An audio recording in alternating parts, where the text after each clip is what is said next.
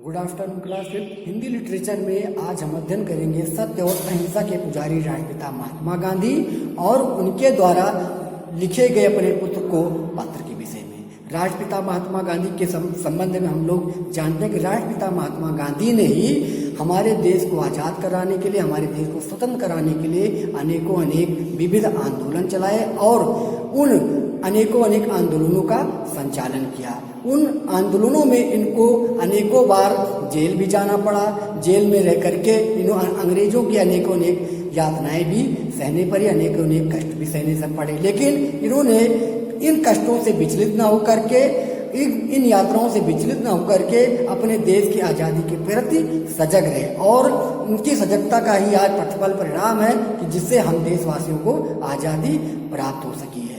और इन देश की आज़ादी को प्राप्त करके आज हम आज़ाद होकर के अपने देश के संविधान के अनुरूप अपना जीवन चला रहे हैं, अपने जीवन को आगे बढ़ा रहे हैं और नित्य प्रतिदिन नए आविष्कार, नए उन्नति की ओर आगे बढ़ रहे हैं। तो इन्हीं आंदोलनों में जेल गए महात्मा गांधी ने एक आंदोलन में जेल जा करके, उसी जेल में रह करके इन्होंने अपने पुत्र को, यानी कि इनके पुत्र का नाम मणिलाल गांधी था, अपने पुत्र मणिलाल गांधी को उन्होंने जेल से ही पत्र लिखा और उसमें इन्होंने ये सलाह प्रस्तुत किया कि हम आपको, यानी अपने पुत्र को सलाह दिया कि तुम्हें गणित और संस्कृत की जो शिक्षा है उसके ध्यानपूर्वक पढ़ना चाहिए, उसको ध्यानपूर्वक अध्ययन करना चाहिए। बहुत ही महत्वपूर्ण विषय है, इनके पर हमेशा सजग रहो। अब यहाँ पर हम इस पुस्तक के माध्यम से देखते हैं कि इसमें इन्होंने लिखा क्या है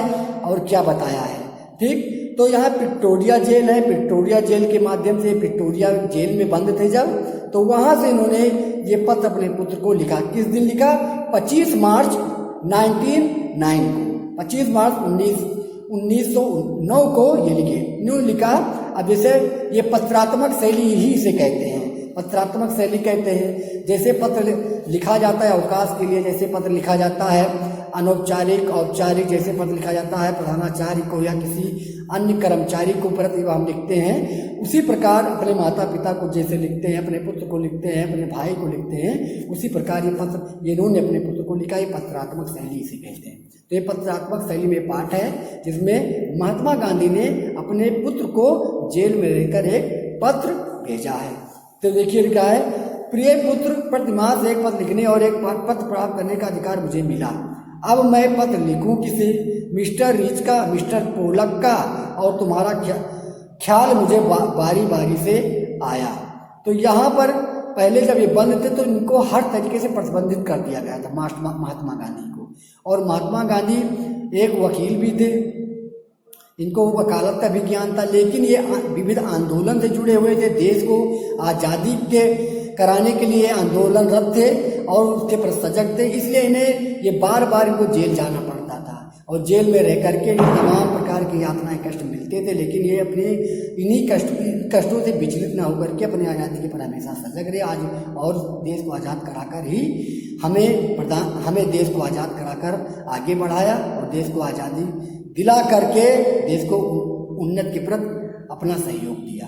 तो यहाँ पर ये ऐसे ही तमाम आंदोलनों में, जेलों में जाकर के, एक जेल में जाकर के उन्होंने अपने पुत्र को ऐसा पत्र लिखा था और वहाँ पर ये प्रतिबंधित थे कि कोई चीज़ लिख पढ़ नहीं सकते। लेकिन कुछ दिनों के बाद ये विक्टोरिया जेल में जब बंद थे तो उनमें बंद रहकर इनको वहाँ से ये आज्ञा मिल गया था कि आप लोग लिख पढ़ करके अपना संदेश जिसको देना हो दे सकते हैं। तो यहाँ पर जब इनको जब ये मिल गया, जब छूट मिल गई, तब इन्होंने अपने पुत्र को एक पत्र लिखा। ठीक है, लेकिन मैंने तुम्हें ही लिखना पसंद किया क्योंकि पढ़ने के समय तुम्हारा ही ध्यान मुझे बराबर रहता है। सबसे पहले इन्होंने इनके तमाम जानकार थे, पहचानी थे, घनिष्ठ थे, निकटवर्ती व्यक्ति थे, लेकिन सबसे प्रथम बार इन्होंने जो सबसे पहला पत्र लिखा अपने पुत्र को लिखा। ठीक, मेरे बारे में तुम जरा भी चिंता मत करना, विशेष कुछ कहने का अधिकार मुझे नहीं है, मैं पूर्ण रूप से शांत से हूँ। ठीक है, कहा कि तुम मेरे विषय में कोई चिंता मत करिए, मैं जहाँ पर हूँ शांति से, अच्छे तरीके से हूँ। अपने पिता पुत्र के प्रति इन्होंने कुछ बताया नहीं, जो बताया अच्छा ही समाचार बताया। आशा है कि बा अच्छी हो गई होंगी। बा क्या हो? बा कौन है? इनकी धर्मपत्नी थी जिनका नाम था कस्तूरबा और उनको लोग बा के नाम से जानते थे।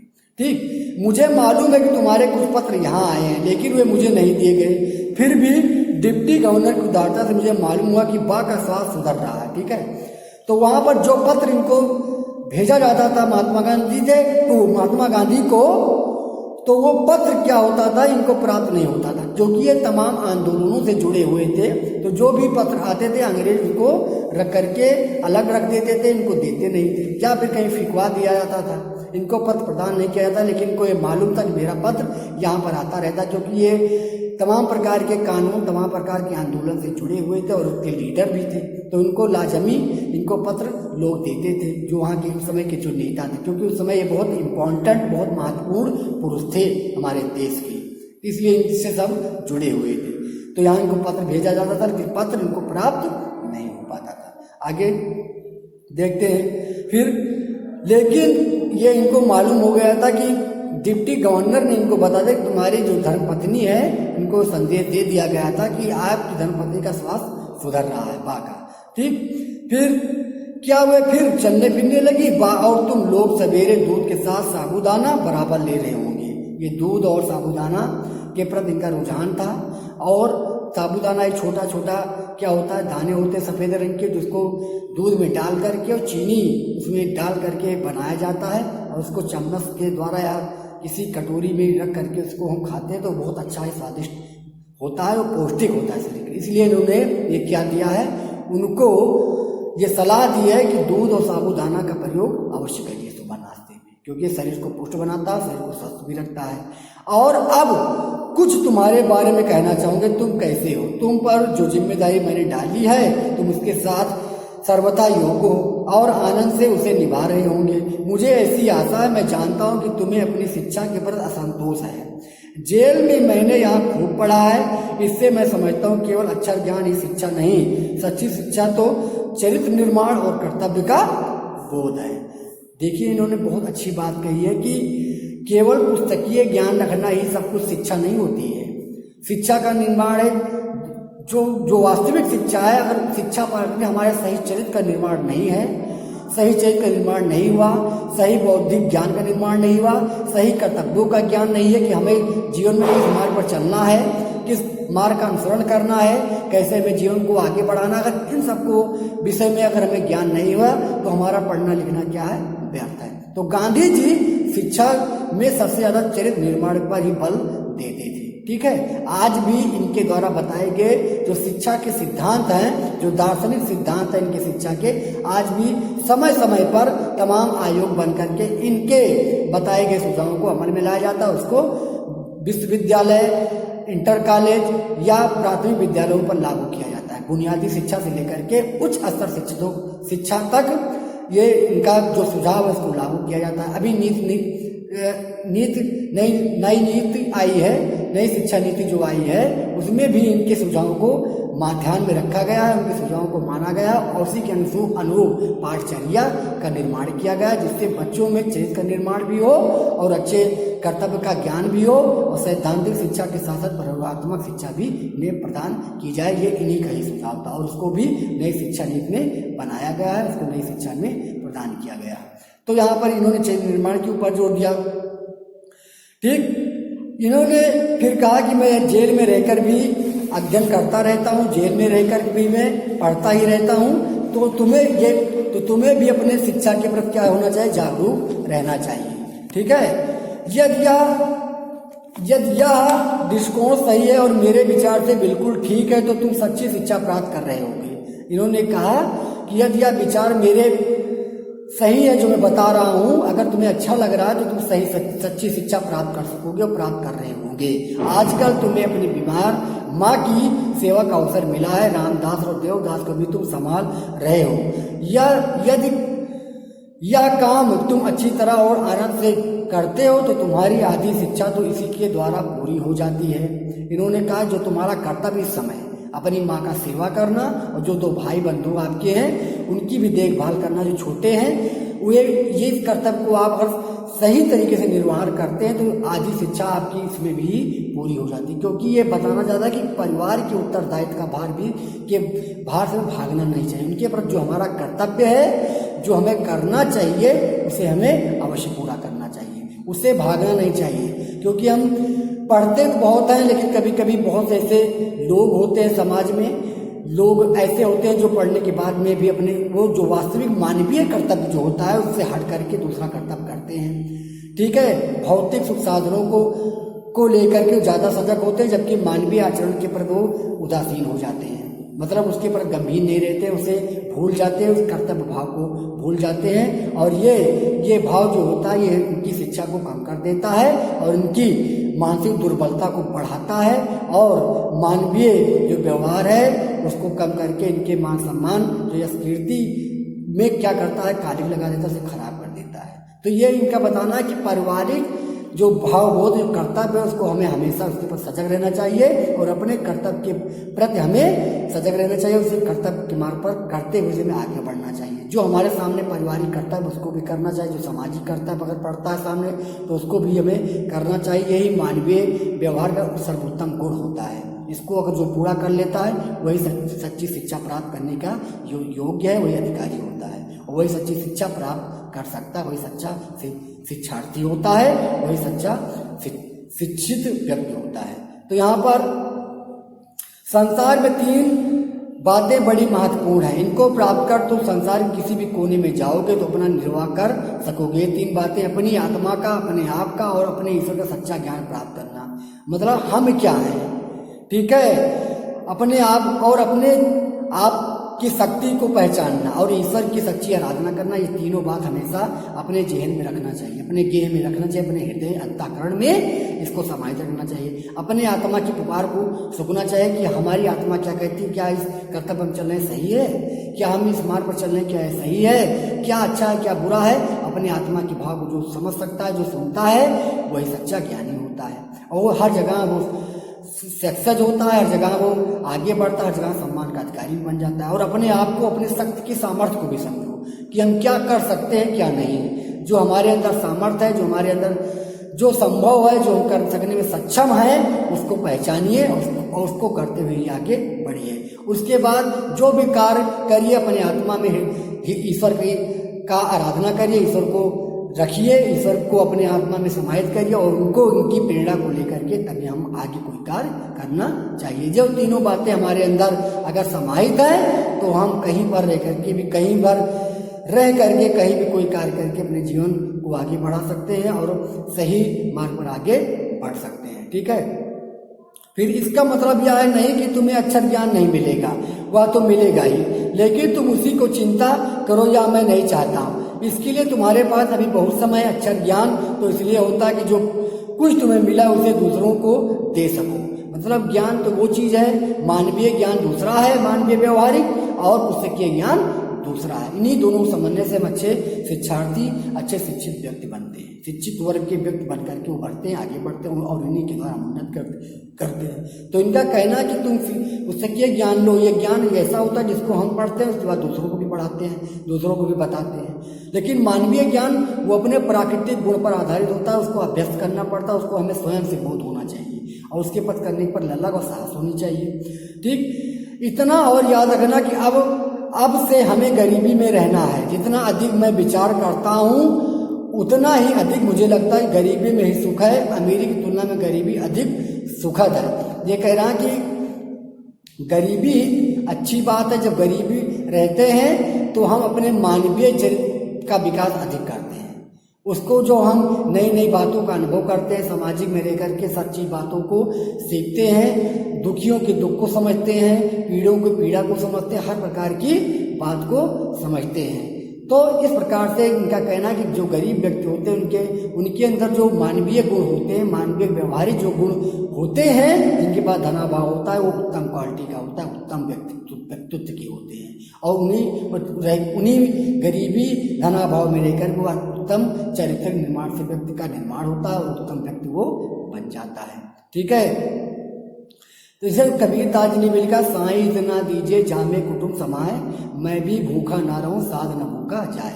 क्योंकि इनका कथन है कि ज़्यादा धन हो जाने से, ज़्यादा हमारे पास भौतिक संसाधन उत्पन्न हो जाने से, तो हमारा जो माइंड होता है उससे पहली बात तो यह कि ईश्वर के जो प्रति होता है वो तो विलग हो जाता है और जो हमारा मानवीय आचरण होता है वो खत्म हो जाता है।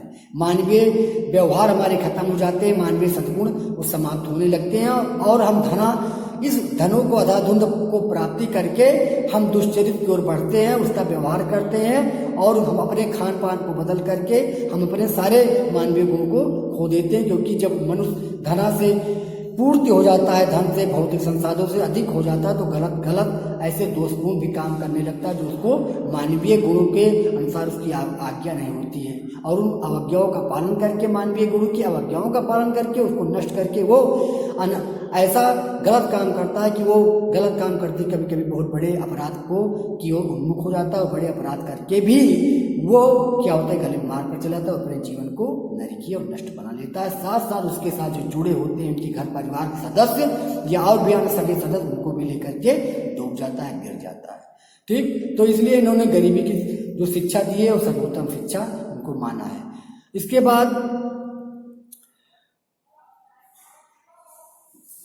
बाद अधिक मुझे लगता है कि गरीबी ही सुख है। अमीरी की तुलना गरीबी अधिक सुखद है। खेल में घास और गड्ढे खोदने में पूरा समय देना, भविष्य में अपने जीवन निर्वाह इसी से करना है।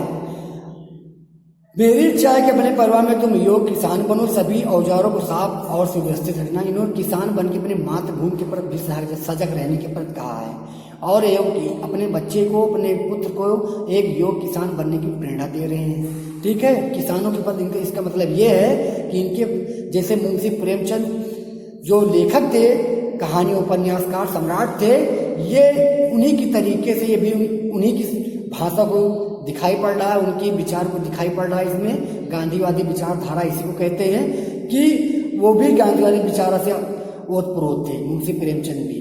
तो इनमें इन्होंने, गांधी जी ने भी किसानों की सहानुभूति के प्रति सहानुभूति प्रकट किया, क्योंकि किसान ही ऐसा व्यक्ति है जो हमारे संपूर्ण संसार को अन्न प्रदान करता है, लेकिन स्वयं ही भूखा रह करके, स्वयं ही कष्ट सह करके दूसरों को सुख प्रदान करता है।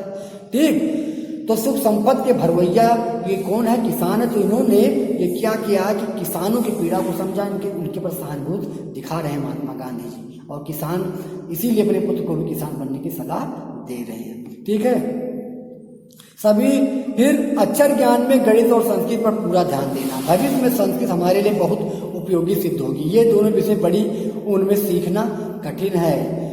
ठीक है, संस्कृत विषय ऐसा विषय है जिसके द्वारा हम तमाम सद्गुणों को सीखते हैं। हमारे अंदर तमाम मानवीय गुण उत्पन्न होते हैं, तमाम विचार, अच्छे अच्छे वैदिक ज्ञान, उपनिषद ज्ञान, तमाम ऐसे ज्ञान अनमोल रत्नों से भरा है संस्कृत।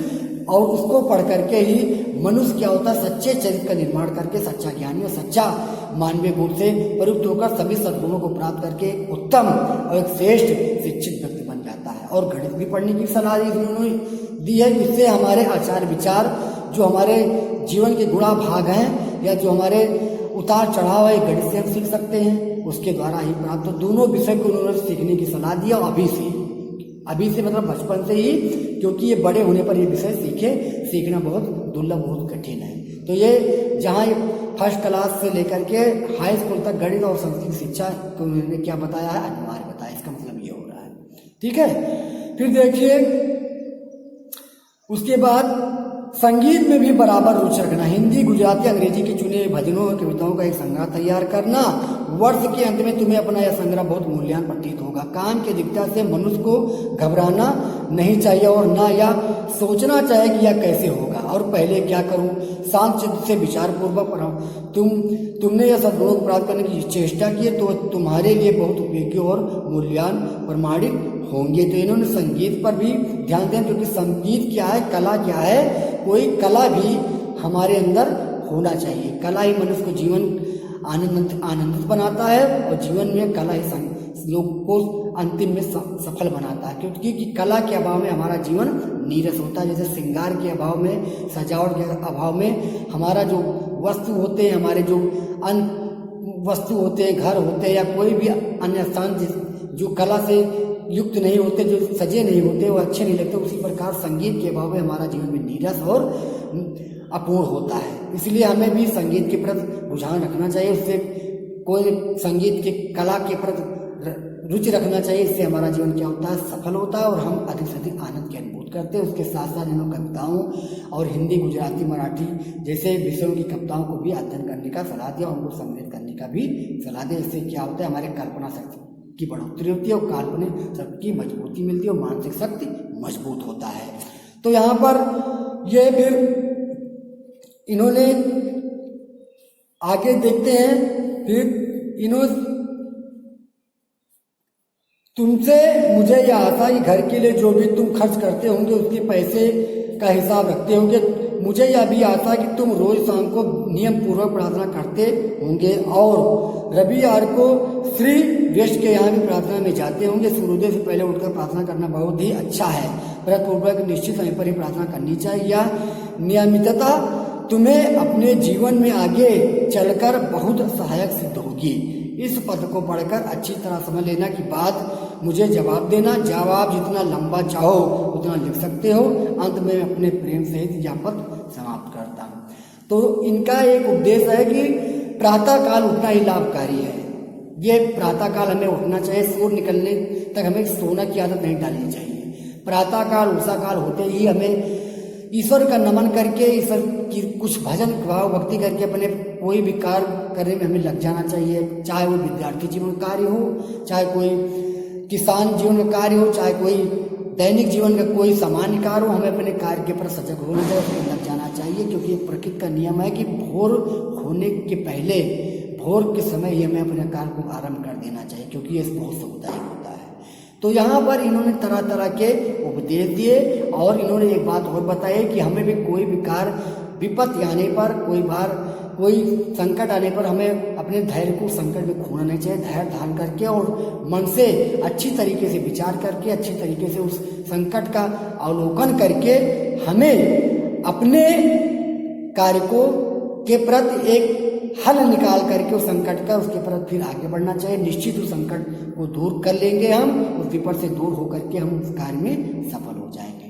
तो गांधी जी ने इस प्रकार के जेल में रह करके अपने पुत्र को इस प्रकार का पत्र शैली में उपदेश दिया, इस प्रकार की सलाह दिया है। इनके सलाह बहुत ही ये लाभकारी हैं, बहुत ही बोधयुक्त हैं। इनकी सलाहों को पढ़ना चाहिए, इनकी सलाह को मानना चाहिए। तो ये बहुत अच्छी विषय है जिससे हमें सीखने को मिला और हमें भी इसका ज्ञान प्राप्त करने को मिला। और आप इस वीडियो के माध्यम से इसको पढ़िए, हमारे द्वारा व्याख्यान को समझिए और पढ़िए और पढ़ करके इनके विषय में ज्ञान प्राप्त करिए। और जो भी आपको अच्छी बात लग रही है उसको अपने जीवन में प्रयुक्त करिए, उसको अमल में लाइए और अपने जीवन को सफल बनाने का प्रयास कीजिए। इनके द्वारा जो निर्धारित सलाह है, इनके द्वारा जो बात बताई गई उसको अपने जीवन में लाइएगा और उसको अपने जीवन में रखिएगा और इससे अपना देखेंगे कि आप आने वाले समय में इनसे लाभ की प्राप्ति होगी। यही हमारी शिक्षा का इस पाठ का मूल उद्देश्य है। जो इसमें बताया गया उसको करना। और इनके जो इस पाठ में शब्दार्थ हैं इनको भी आप पढ़िएगा और इनको याद करिए और जो भी कठिन शब्दांश हैं, जो कठिन शब्द हैं, उनको बार बार उच्चारित करिए, उनका शुद्ध उच्चारण करने का प्रयास करिए। और आगे की वीडियो में हम कल नेक्स्ट पार्ट आपको पढ़ाएंगे। जिस दिन आपका पीरियड होगा, जिस दिन आपका क्लास होगा, उस दिन हम नेक्स्ट पार्ट हिंदी सेकंड में वचन या फिर हिंदी फर्स्ट में अगला पार्ट आपको पढ़ाएंगे और पढ़ा करके आपको वीडियो भेजेंगे। वीडियो के बाद आपको भी अभी कुछ PDF भी भेजना है। PDF बना करके क्वेश्चन आंसर का आपको सेंड किया जाएगा, फिर आप उसको अपने कॉपी पर पूर्णतः लीजिएगा। Thank you.